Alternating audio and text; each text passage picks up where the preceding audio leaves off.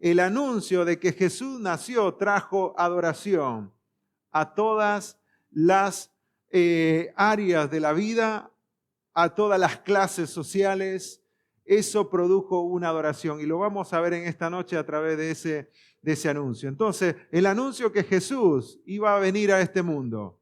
Luego el anuncio de que Jesús nació. Y vamos a ver cómo eso tiene que traer adoración de parte de aquel que recibe la noticia. Y que esta Navidad sea ese anuncio directo a nuestro corazón y que nuestro corazón responda también en adoración. El Hijo de Dios, el Salvador del mundo, ha nacido.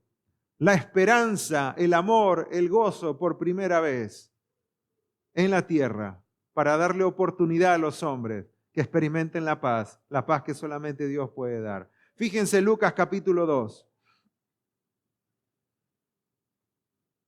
Lucas capítulo 2, vamos a ver ahí el anuncio que el Señor Jesús ya nació.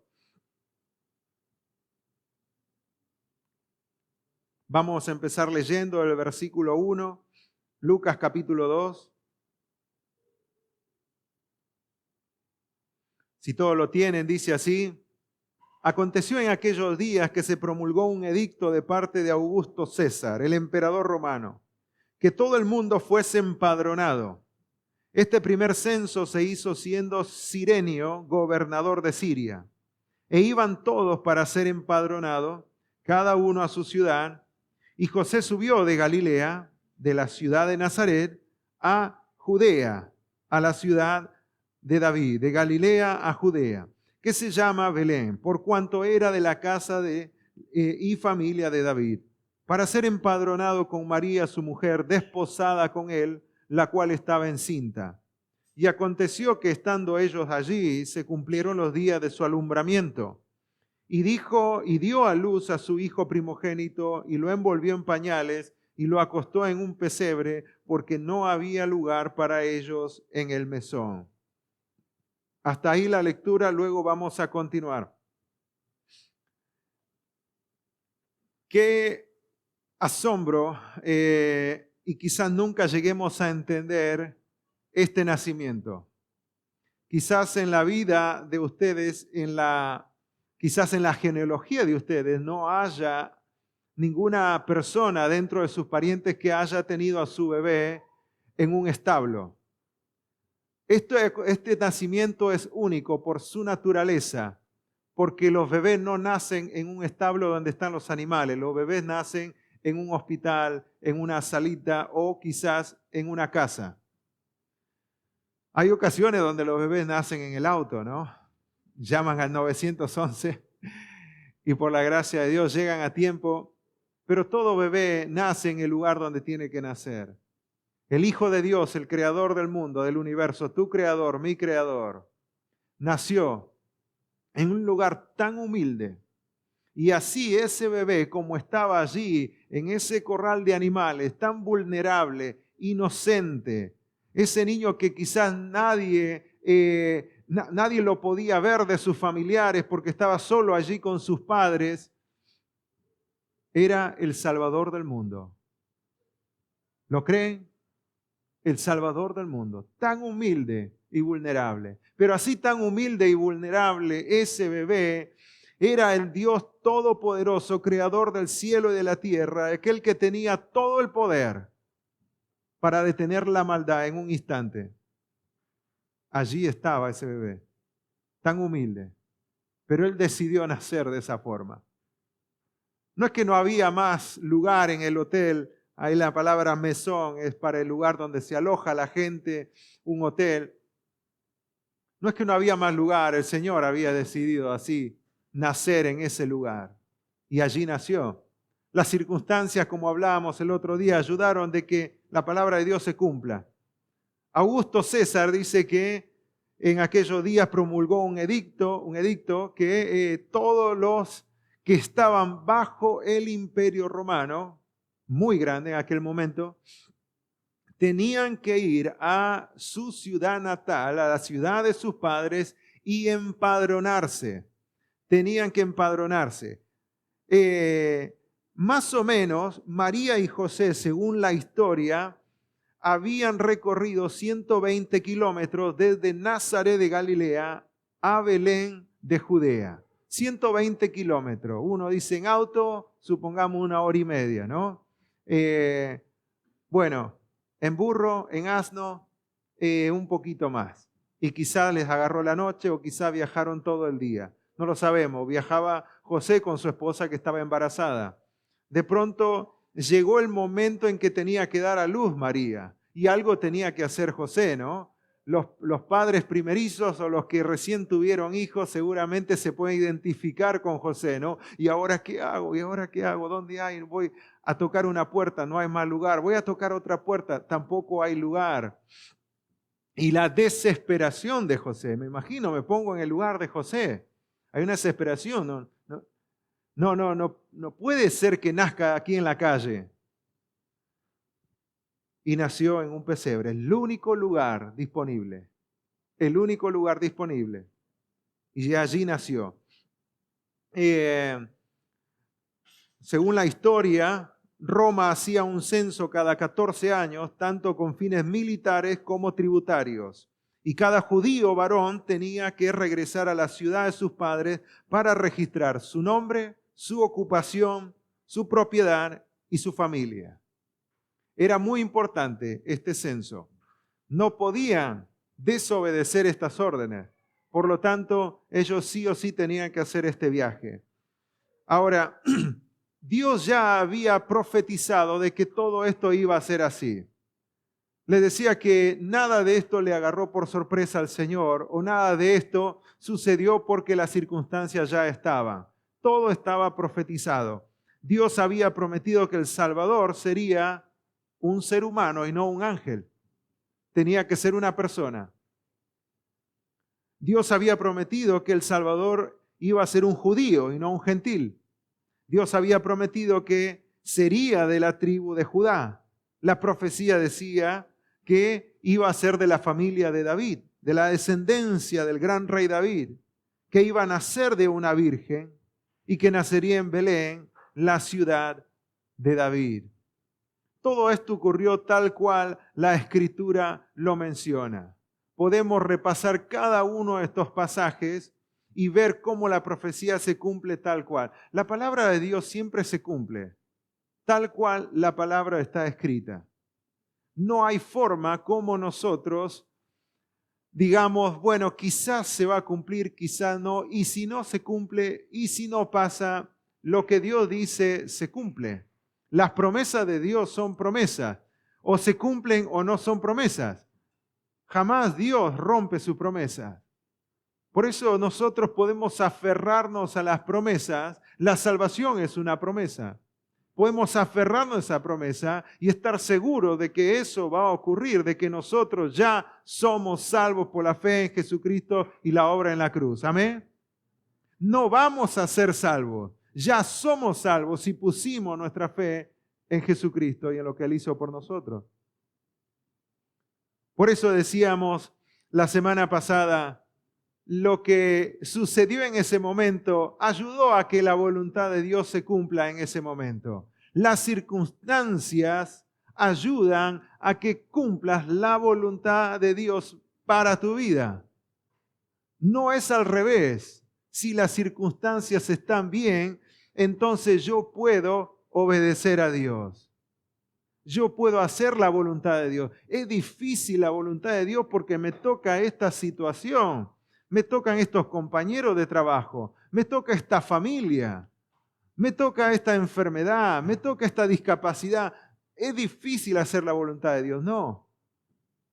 Esas circunstancias van a ayudar a que haga la voluntad de Dios, de que cumpla lo que Dios tiene para tu vida. Porque la voluntad de Dios es una sola. Las circunstancias cambian todo el tiempo. Todas las circunstancias ayudaron a que la voluntad de Dios se haga en ese momento. El comentarista Warren Wiersbe dice, comentando este pasaje, si la palabra de Dios controla nuestras vidas, entonces los acontecimientos de la historia solo nos ayudan a cumplir la voluntad de Dios. Si la palabra de Dios controla nuestras vidas, entonces los acontecimientos de la historia solo nos ayudan a cumplir la voluntad de Dios. Y eso es verdad. Así que no miremos a las circunstancias. No miremos a lo que pasa. Y siempre digo, nuestra salud depende de Dios, está en las manos de Dios. Nuestra economía está en las manos de Dios. Nuestros hijos están en las manos de Dios. No depende de si las circunstancias están bien o si Dios me dio un estado físico perfecto. Entonces, bueno, yo puedo ser otra cosa y obedecer al Señor. Si estamos obedeciendo su palabra, las circunstancias tan solo van a ayudarte a cumplir la voluntad del Señor. María y José, dice versículo 2, versículo 3, dice, e iban juntos para ser empadronados cada uno a su ciudad. Y José subió de Galilea, de la ciudad de Nazaret, a Judea, la ciudad de David, que se llama Belén, por cuanto era de la casa y familia de David, para ser empadronados con María, su mujer, desposada con él, la cual estaba encinta. Ese desposada quiere decir comprometido, pero comprometido legalmente, y ese compromiso era tan fuerte como lo es el matrimonio, y no podía romperse fácilmente, sino de forma legal. Entonces ya era prácticamente la esposa de José, y José tenía que cuidar a su esposa, hacer todo lo posible para que ella esté bien, y tenía que ir con ella porque la ley ya decía que ella era la esposa. Tan solo faltaba el momento de la ceremonia. Por eso fueron juntos también. Ahora, fíjense el versículo 7, el 6, y aconteció que estando ellos allí se cumplieron los días de su alumbramiento, y dio a luz a su primogénito y lo envolvió en pañales y lo acostó en un pesebre, porque no había lugar para ellos en el mesón. Lo acostó en un pesebre. Ellos llegaron al lugar donde tenían que llegar, pero había tanta gente. Imagínense todo el imperio romano, cada familia, cada persona estaba yendo a hacer el empadronamiento donde le tocara, ¿no? La cantidad de gente que habrá ido allí, a ese lugar, a Belén de Judea. Probablemente mucha gente que venía de otros lados a empadronarse también. Y los hoteles de aquel momento, los lugares de alojamiento, estaban todos ocupados. Sin duda, José no podía ir rápido en el camino y llegar rápido. Probablemente habrá llegado tarde y todo ya estaba ocupado. Cuando dice que él nació en un pesebre y lo acostó en un pesebre, la palabra pesebre se traduce como establo. Aparece allí en el versículo 7, en este versículo 7, aparece en el versículo 12, en el versículo 16, y se traduce como establo. ¿Qué significa establo? Un lugar cubierto donde se encierran los animales para descanso o para alimentarlos. Eso es un establo. Un lugar donde se encierran los animales para descanso o para alimentarlos. Y es muy probable que había un recipiente para agua y un recipiente para comida. Y probablemente el recipiente que era de la comida de los animales pasó a ser la cuna del Señor Jesús. O sea, un nacimiento lo más humilde que uno pueda imaginarse. Muy pobre, muy humilde. Aquel que lo tenía todo, aquel que creó todo con el poder de su palabra, ahora no podía tener una cuna. No podía tener ni siquiera un canasto, algo donde pueda nacer y ser acostado. Ahora dice que nació en Belén, la ciudad de David. ¿Saben qué significa Belén? Casa de pan. Casa de pan. ¿Y quién nació en la casa de pan? El pan de vida. Qué hermoso, ¿no? Por primera vez ahora sí Belén podía representar su nombre y decir que el pan de vida estaba allí. Casa de pan. Ahora sí, el pan de vida estaba en Belén. Juan 6:35, el mismo Señor Jesús lo dice, yo soy el pan de vida. El que a mí viene nunca tendrá hambre, y el que en mí cree no tendrá sed jamás. Ahora el pan de vida que estaba en Belén podía saciar a la gente que venía a ese lugar. Antes era un nombre nada más Belén. Pero cuando el pan de vida nació, el Salvador del mundo, ahora sí podía saciar a esos hombres, la necesidad más grande que esos hombres tenían. Qué hermoso cómo toda la profecía se cumple. El pan de vida naciendo en la casa de pan. Su nacimiento fue fue tan asombroso y tan anunciado que cuando el Señor Jesús nació, causó adoración de tres grupos que lo había mencionado en un momento. Y en primer lugar, causa asombro en los ángeles, de tal manera que ellos se postran en adoración a Dios. Fíjense el versículo 8. Y ahí vamos a ver el anuncio del Señor Jesús trajo adoración de parte de los ángeles. Dice, había pastores en la misma región que velaban y guardaban la vigilia de la noche sobre su rebaño. Y he aquí se les presentó un ángel del Señor y la gloria del Señor los rodeó de resplandor. Y tuvieron gran temor. Pero el ángel les dijo, no temáis, porque he aquí yo doy nuevas de gran gozo que será para todo el pueblo, que os ha nacido hoy en la ciudad de David un Salvador que es Cristo el Señor.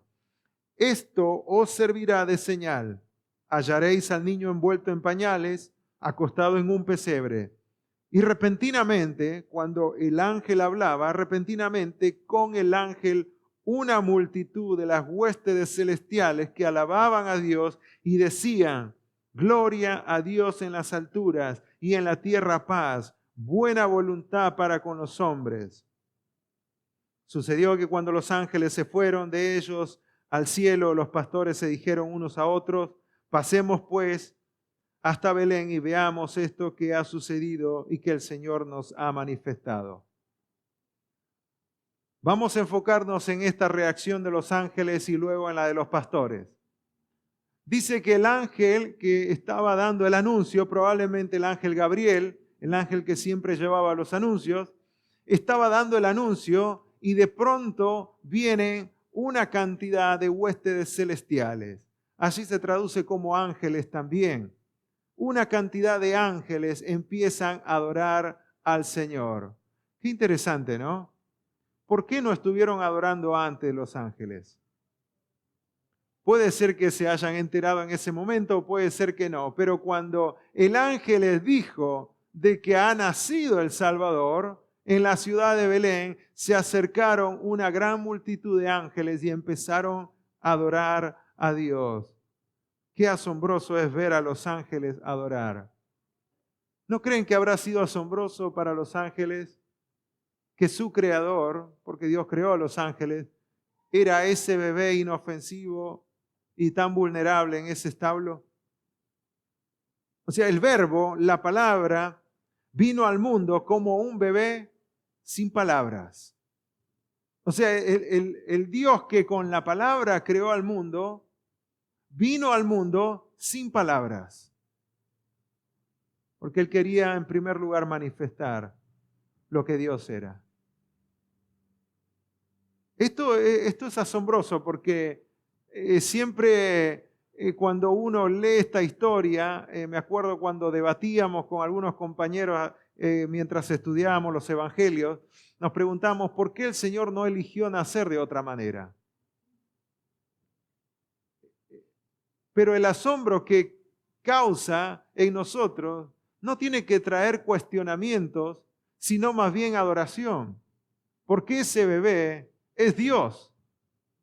Y si alguien intentaba matar a ese bebé, no lo iba a poder matar, porque Dios ya tenía un plan. ¿Saben quién intentó matar a ese bebé? Herodes. Mató miles de bebés, pero no pudo matar al Señor Jesús. O sea, lo que Dios estaba haciendo se iba a cumplir y se iba a cumplir tal cual su palabra decía, y no había nada que pueda cambiar El Verbo hecho carne vino a través de un bebé sin palabras, vulnerable, nacido en un pesebre. Segunda de Corintios capítulo 8, versículo 9 dice, porque ya conocéis la gracia de nuestro Señor Jesucristo, que por amor a vosotros se hizo pobre, siendo rico, para que vosotros por su pobreza fueseis enriquecidos. Acá vemos que la actitud de los ángeles fue de adoración. ¿Cuál es la actitud tuya y mía en este tiempo donde empezamos a recordar el nacimiento del Señor Jesús? Y esto va a tener que causar algo en el corazón de nosotros.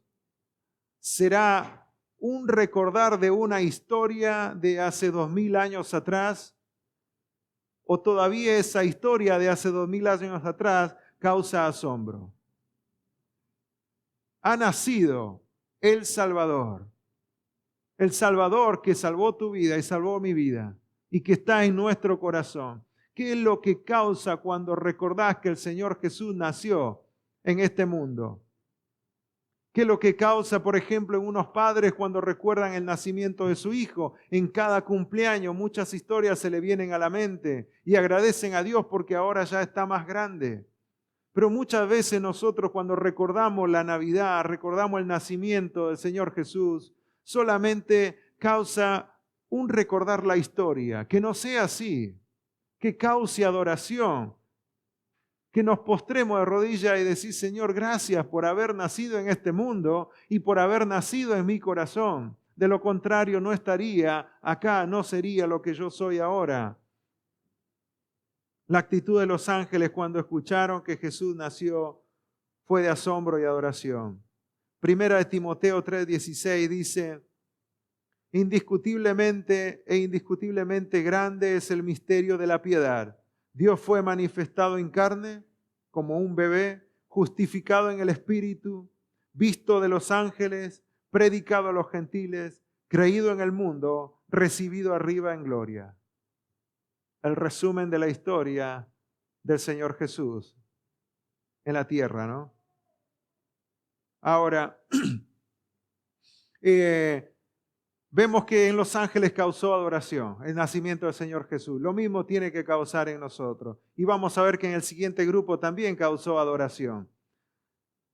Fíjense allí, dice que el versículo 8, había pastores en la misma región que velaban y guardaban la vigilia de la noche sobre su rebaño, y he aquí se les presentó un ángel del Señor, y la gloria del Señor los rodeó de resplandor y tuvieron gran temor.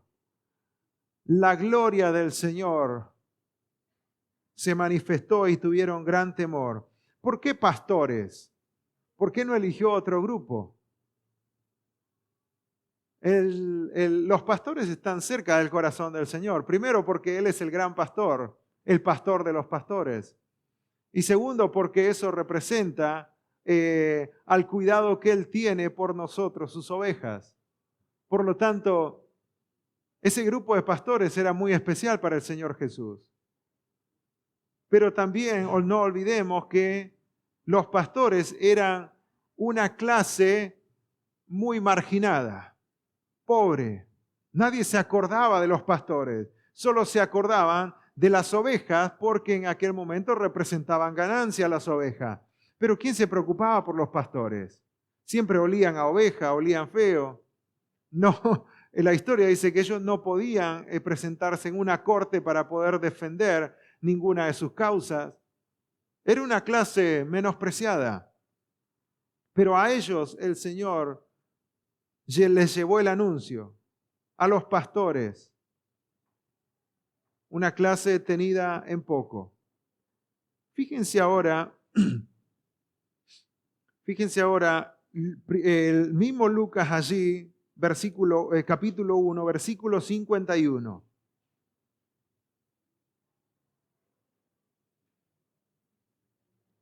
El capítulo 1 de Lucas, versículo 51, dice, hizo proezas con su brazo, esparció a los soberbios en el pensamiento de sus corazones, quitó de los tronos a los poderosos y exaltó a los humildes, a los hambrientos colmó de bienes y a los ricos envió vacíos. Socorrió a Israel su siervo, acordándose de la misericordia. Qué versículo, ¿no? ¿Por qué a los pobres? ¿Por qué humilde? ¿Por qué a una clase marginada como eran los pastores? Los pastores eran gente trabajadora. Y vamos a ver que los tres grupos que el Señor se les presentó eran gente trabajadora. Los ángeles adoran al Señor constantemente. Seres que trabajan día y noche. Los pastores, seres que trabajan, seres humanos que trabajan día y noche. Cuidan a las ovejas durante el día, cuidan a las ovejas durante la noche. Los astrólogos, personas que trabajan todo el tiempo y por largas horas durante la noche. Se presentó a esos tres grupos. Les dio una señal a esos tres grupos de que el Salvador había nacido. Los pastores. El Señor es nuestro pastor. Amén.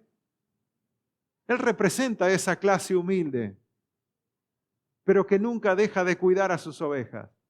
Él es tu pastor, Él es mi pastor. Él tiene una identificación muy cercana con los pastores, porque los pastores cuidan de las ovejas, así como Él cuida de sus ovejas, que somos nosotros. Cuida de las ovejas la iglesia. Nosotros somos las ovejas del Señor. Él nunca deja de cuidarnos. Él siempre está con nosotros. Por eso el Salmo 23 empieza diciendo, Jehová es mi pastor, nada me faltará. ¿Saben qué significa esa palabra en hebreo? Nada. Nada. Nada te faltará. Nada me faltará. Y cuando dice nada, no hay nada que te falte. Y dice, pero me falta, no llego a fin de mes.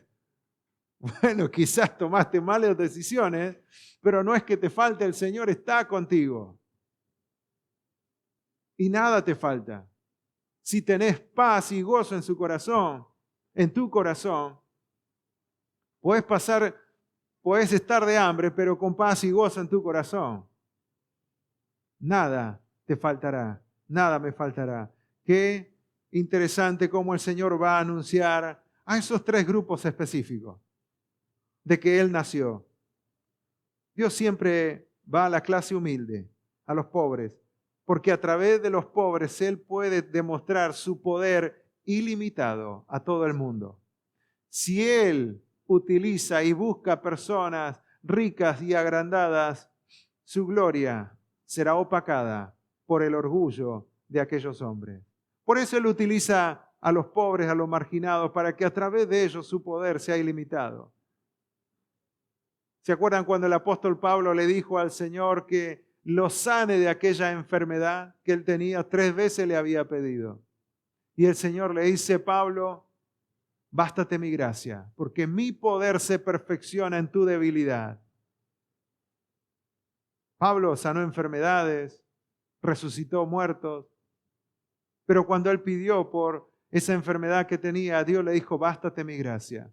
Porque así débil como lo veían a Pablo, tenía todo el poder para revelar la palabra directa de parte de Dios. Y puede decir, pero algunos dicen que era bajito Pablo, pero que anda un poco rengo, que no tiene buena apariencia de ser un teólogo erudito de aquella época, él tiene la revelación de Dios, sí. Así que el anuncio del Señor Jesús a los ángeles trajo adoración. El anuncio de Jesús trajo adoración del nacimiento del Señor Jesús, trajo adoración de parte de los pastores. Fíjense lo que hacen allí los pastores, volviendo al capítulo 2, versículo 12. Esto os servirá como señal, versículo 10. Pero el ángel le dijo, no temáis, porque he aquí os doy nuevas de gran gozo, que será para todo el pueblo. Nuevas de gran gozo, que será para todo el pueblo. Es el mensaje que le trae, que os ha nacido en la ciudad de David un Salvador, que es Cristo el Señor. Ese mensaje que ellos trajeron, hay una palabrita ahí que siempre se repite y es no temáis. A María, ¿qué le dijo el ángel? No temáis. Y tantas veces se repite la palabra no temáis en la Biblia que casi no se puede contar. No temáis, no temáis. En diferentes ocasiones, en diferentes momentos, Dios dice no temáis. No temáis. Qué hermoso, ¿no? No tengas miedo. En nuestro vocabulario sería no tengas miedo. Tranquilo, no tengas miedo. El Señor Jesús iba a dejar a sus discípulos y el Señor le dice, no tengan miedo, no se turbe vuestro corazón, porque si yo me voy, yo también voy a volver. Si yo me voy, voy a volver y lo voy a llevar conmigo a donde yo estoy. Pero no teman. Sin duda ellos tenían temor de estar como están. ¿Por qué el Señor utiliza mucho la palabra no temáis? ¿Por qué en sus anuncios Él viene con no temáis? Porque el hombre ya de por sí está lleno de temores. Por eso el Señor nos dice, no temáis. En esta Navidad, ¿saben qué dice Dios? No temáis, no tengas miedo. Estamos llenos de temores de qué va a pasar el día de mañana, qué va a ser de mi familia, qué va a ser de mi economía, qué vamos a hacer para Navidad. Esta Navidad no tengo lo que tenía antes, por lo tanto no voy a poder celebrar como celebraba antes. Y vienen todas las preocupaciones, el trabajo, la familia. Estamos llenos de temores. No sé si ustedes se dan cuenta, pero nuestra vida está llena de temores. Por eso el Señor viene, no temas. No temas, tengo una buena noticia. En medio de nuestro temor, el Señor dice, tengo una buena noticia. Y ahí dice, traigo nuevas de gran gozo. Os doy nuevas de gran gozo. Esa palabra nuevas de gran gozo quiere decir buenas noticias. Esa palabra nuevas, buenas nuevas, se traduce muchas veces, buenas nuevas. ¿Y cuáles son las buenas nuevas? El mensaje del Evangelio, ¿verdad? Que Jesucristo puede salvarnos de nuestros pecados. Buenas nuevas, qué hermoso. Le dice, traigo buenas nuevas. Les traigo el Evangelio. Jesucristo viene a la tierra para morir en la cruz y salvar nuestros pecados y perdonar nuestros pecados, pagar el precio que nosotros no podemos pagar. Tengo buenas nuevas. Y eso es lo que nosotros tenemos que predicar también. Cuando nosotros vamos a predicar, predicamos las buenas nuevas de salvación. El mensaje de salvación. Vemos aquí el énfasis que Lucas hace en todo su evangelio, porque muchas veces Lucas va a usar esta palabra, buenas nuevas, buenas noticias.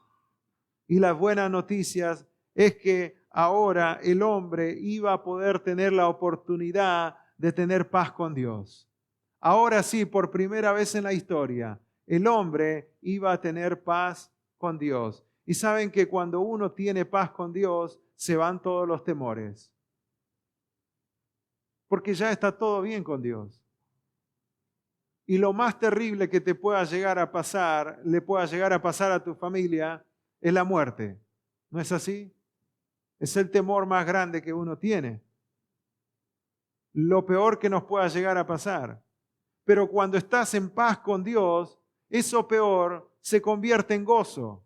Porque cuando eso pasa, vas a estar en la presencia de tu Salvador y de mi Salvador. Por lo tanto, ese temor a lo peor que nos pueda pasar en la vida se elimina de la ecuación.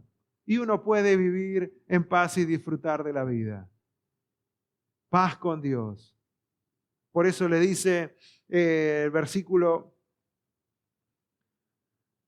11, que os ha nacido en la ciudad de David un Salvador, que es Cristo el Señor. Es Cristo el Señor. Paz viene a la tierra. En aquel momento quizás por ahí no sonaba muy bien el tema de paz, porque constantemente había guerras por el tema del Imperio Romano, ¿no? Que cada vez se expandía más y siempre había guerras. grupos que se sublevaban en contra del imperio porque había demasiada opresión, no había libertad, no había paz, entonces se sublevaban los grupos y hablar de paz en aquel momento era más como un sueño. Y que el ángel venga y le diga a los pastores que el Salvador del mundo era una noticia de gozo, una noticia de paz, quizá no hubiera causado tanto asombro porque en ese momento era imposible experimentar paz. Pero la paz la iba a traer ese bebé que nació en un pesebre.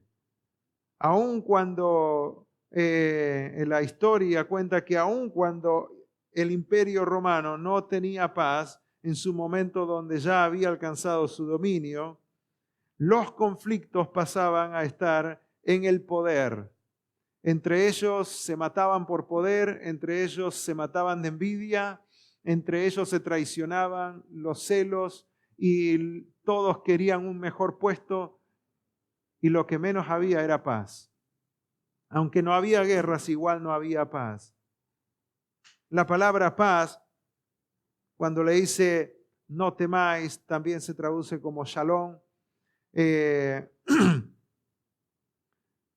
La palabra paz, buscando el significado, no solamente significa un momento de tranquilidad, como muchas veces nosotros lo describimos, sino que el significado completo es bienestar, salud, prosperidad, seguridad, solidez en las áreas de la vida. Todo eso significa paz. Así que ahí tenemos el anuncio y fíjense ahora qué es lo que van a hacer los pastores. Sucedió, versículo 15, sucedió que cuando los ángeles se fueron de ellos al cielo, los pastores se dijeron unos a otros, pasemos pues hasta Belén y veamos esto que ha sucedido y que el Señor nos ha manifestado. Y vinieron pues apresuradamente y hallaron a María y a José y al niño acostado en el pesebre. Y al verlo dieron a conocer lo que se les había dicho acerca del niño. Y todos los que oyeron se maravillaron de lo que los pastores les decían. Pero María guardaba todas estas cosas, meditándolas en su corazón. Y volvieron los pastores glorificando y alabando a Dios por todas las cosas que habían visto y oído como se les había dicho. Fueron a la ciudad y encontraron al bebé envuelto en pañales. Ellos fueron y encontraron. Cuando dice lo hallaron es porque buscaron y lo hallaron. No sabían exactamente dónde está.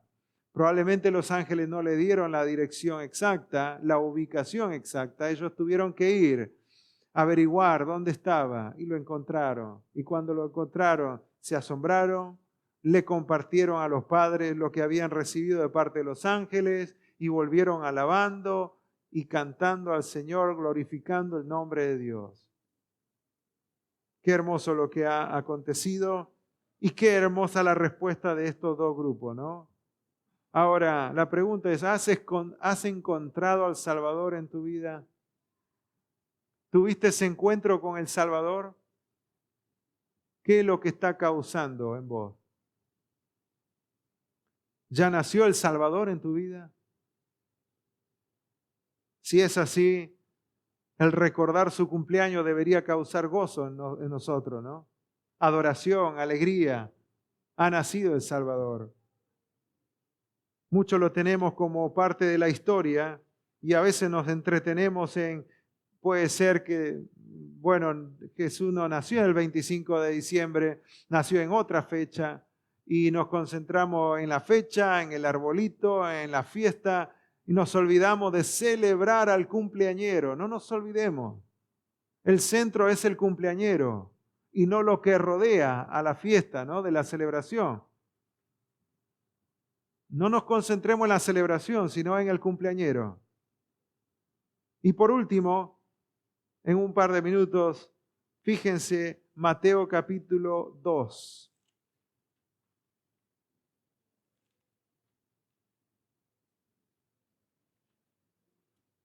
Mateo registra este acontecimiento también de este grupo que viene a visitar al bebé nacido, al Señor Jesús que recién había nacido. Lo registra acá porque demuestra cómo Jesús es ese rey prometido para Israel. Y todos los reyes reciben adoración, y el Señor Jesús recibió adoración de personas sabias. Dice versículo 1 del capítulo 2 de Mateo: y cuando Jesús nació en Belén de Judea en los días del rey Herodes, vinieron del oriente a Jerusalén unos magos, diciendo: ¿dónde está el rey de los judíos que ha nacido? Porque su estrella hemos visto en el oriente y venimos a adorarle. Oyendo esto, el rey Herodes se turbó y toda Jerusalén con él. Y convocados todos los principales sacerdotes y los escribas del pueblo, les preguntó: ¿dónde había de nacer el Cristo? Ellos le dijeron: en Belén de Judea, porque así está escrito por el profeta: y tú, Belén, de la tierra de Judá, no eres la más pequeña entre las príncipes de Judá, porque de ti saldrá un guiador que apacentará a mi pueblo Israel. Entonces Herodes, llamando en secreto a los magos, indagó de ellos diligentemente el tiempo de la aparición de la estrella. Y enviándolos a Belén, dijo: id allá y averiguad con diligencia acerca del niño. Y cuando le halléis, hacedmelo saber, para que yo también vaya y le adore. Ellos, habiendo oído al rey, se fueron, y he aquí la estrella que habían visto en el oriente iba delante de ellos, hasta que llegando se detuvo sobre donde estaba el niño. Y al ver la estrella se regocijaron con muy grande gozo. Y al entrar en la casa, vieron al niño con su madre María, y postrándose, lo adoraron, y abriendo sus tesoros le ofrecieron presentes: oro, incienso y mirra. Pero siendo avisados por revelación en sueños que no volviesen a Herodes, regresaron a su tierra por otro camino. Y ahí es donde se enfureció Herodes. La palabra magos se traduce acá como sabios, como astrólogos. Esta es una palabra también que se utiliza para referirse a un grupo de eruditos que estudia las estrellas. Así que los que vinieron eran astrólogos y no reyes magos. Y acá está toda la historia, ¿no?, de los reyes magos. Bueno, no eran reyes magos y no tenían cada uno un nombre. Eso sucedió en la historia cuando cuando Constantino, en el tiempo de Constantino, donde se une la religión con el Estado. Claro, tienen que armar mejor la religión. Y entonces dicen: bueno, los magos no eran solamente magos, eran reyes magos. Y tenían cada uno su nombre. Y los nombres eran Melchor, Gaspar y Baltasar. Bueno, la Biblia no dice que eran tres, pueden ser que sean tres, puede ser que no. Por los regalos dicen: bueno, había 3 regalos, entonces había 3 personas. Qué razonamiento de esta gente, ¿no? Entonces, si había 3 regalos, había 3 personas. Y si eran sabios, entonces eran reyes. Y si eran reyes, tenían nombre. ¿Cuáles eran los nombres? Bueno, le buscamos algún nombre de gente del oriente y le ponemos Melchor, Gaspar y Baltasar. Y hay mucho humor en estas palabras, pero bueno, todo historia que no se puede comprobar. La palabra de Dios dicen que eran sabios del oriente, que eran astrólogos que vinieron del oriente. Tampoco dice la cantidad de personas. Vino un grupo. Pueden ser que haya sido muchos, porque era una caravana muy grande. A tal punto que le llamó la atención al rey Herodes esa caravana. Lo que sí es cierto es que eran astrólogos. ¿Qué son los astrólogos? ¿Qué es la astrología? Bueno, astrología es el estudio de la ubicación y el movimiento de los cuerpos celestes como una forma de descifrar el destino del hombre. La astrología intenta predecir hechos futuros. Eso es la astrología. Entonces lo que hacían estos hombres era estudiar las constelaciones, las estrellas, y porque ellos ya sabían las profecías, no sé cómo, podemos quizás asumir que en algún momento de la historia ellos se enteraron como sabían la profecía, entonces estaban buscando una estrella especial. Y adivinen qué, la encontraron. Encontraron la estrella. La estrella pasó a ser el instrumento de Dios para guiar a estos hombres al Salvador. Dios puede utilizar cualquier cosa para guiarte a sus pies. Dios puede utilizar a un niño, Dios puede utilizar una situación difícil, Dios puede utilizar cualquier cosa que Dios se le ocurra para guiarte al Salvador. Ahora, el propósito no es el instrumento que Dios utiliza, el propósito es encontrar a Cristo. Estos hombres fueron guiados a través de una estrella y llegaron. No hay tiempo para meditar en cada uno de los momentos que atraviesa este grupo, pero fíjense allí, versículo 3 dice, oyendo esto el rey de Herodes se turbó y toda Jerusalén con él. Entonces lo que hizo es convocó a toda la gente, judíos, eruditos, escribas del pueblo, y dice que le dijo, ¿dónde dice que iba a nacer Jesús, la profecía? ¿Dónde iba a nacer el Cristo? Y ellos le dicen, agarran la ley, las profecías y le leen. Dice, y tú, Belén de la tierra de Judá. Belén de la tierra de Judá. Ellos estaban muy cerca de la tierra de Belén. Tanto Herodes como esta gente, los escribas, estaban cerca de Belén. Pero no tenía ninguna preocupación en ir a ver allá. Fíjense cómo la noticia llega a mucha gente, pero no todos responden de la misma forma. El rey Herodes recibió la noticia a través de los hombres sabios.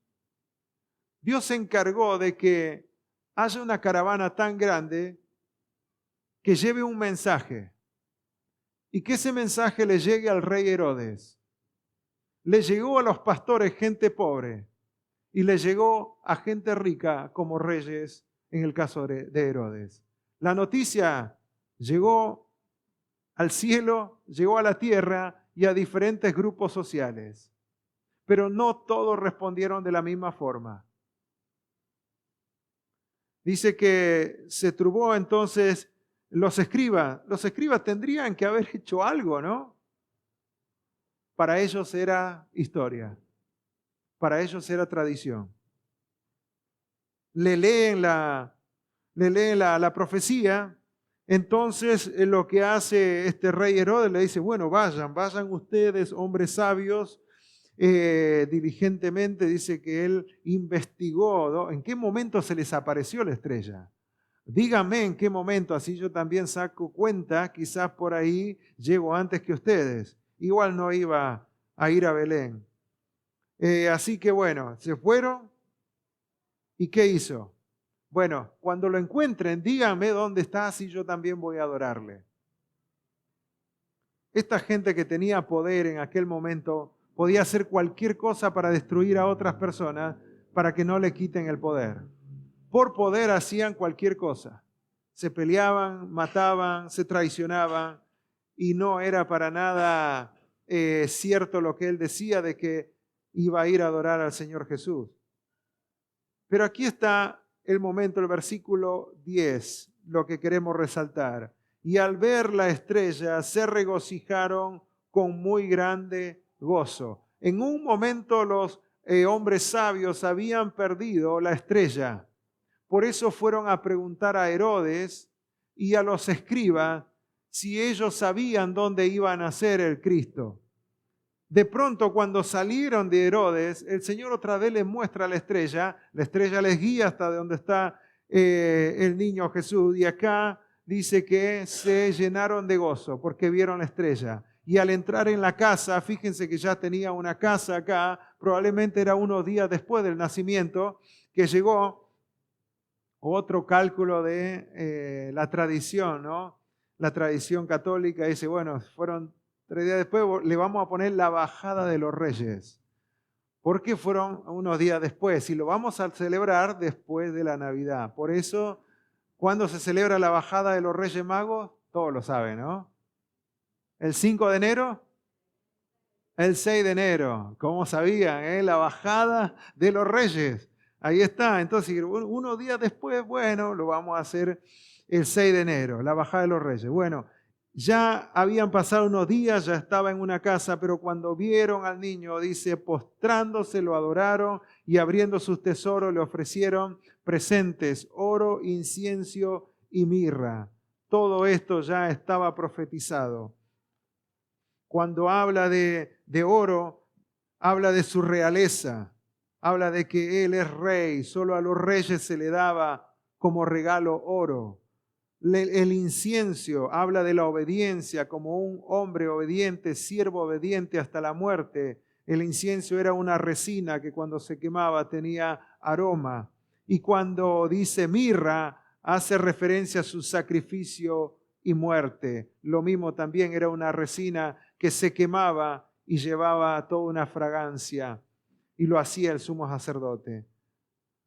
El sacrificio del Señor Jesús fue la única fragancia que Dios aceptó como ofrenda para pagar el pecado de la humanidad. Toda la creación adoró al Señor. Los ángeles, la gente pobre, la gente rica, todos adoraron al Señor. El mensaje de Dios llegó a todos, todos tuvieron oportunidad. Con la salvación es lo mismo. Con la salvación llega a todas las personas. Quizás no te llegue de la manera que esperabas, pero Dios va a usar cualquier cosa para que llegue el mensaje a tu vida. Y lo más importante es cuál es la respuesta que vas a dar a ese mensaje. El rey Herodes se enojó por el mensaje. Y hay mucha gente que se enoja cuando le compartís el mensaje de la salvación. Los pobres, los pastores, se alegraron, adoraron a Dios y glorificaron a Dios. La gente sabia como estos astrólogos adoraron a Dios. Los religiosos que sabían exactamente dónde iba a nacer el Señor Jesús, no le dieron importancia, lo ignoraron. Para ellos era historia. ¿La respuesta cuál será? Tu respuesta, mi respuesta al nacimiento del Salvador en este mundo. Adoración como fueron la respuesta de los ángeles, como fue la respuesta de los astrólogos, como fue la respuesta de los pastores, o quizá va a ser ignorarlo como hicieron los escribas, o quizás enojo como hizo Herodes.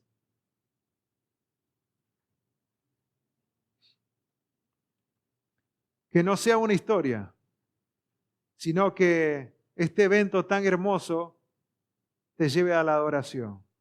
Así que en esta Navidad, lo más importante es que nos podamos concentrar en ese anuncio hermoso que Jesús nació para traer salvación al mundo. No nos concentremos en las otras cosas externas. Lo principal es que nació el Salvador. La pregunta es, ¿nació ese Salvador ya en tu vida?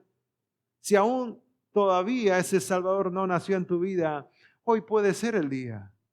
Él nació para pagar el precio de tus pecados que nosotros no podíamos pagar, que tú no podías pagar, que yo no podía pagar.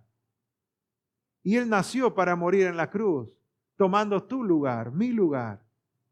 Y a través de ese sacrificio, de esa ofrenda, Dios aceptó el pago de tus pecados y mis pecados. Lo único que tenemos que hacer es creer. Los pastores tuvieron que creer el anuncio. Los astrólogos tuvieron que creer a la señal que Dios les daba. Pero Herodes no creyó.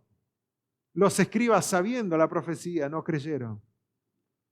¿Vas a creer o vas a rechazar?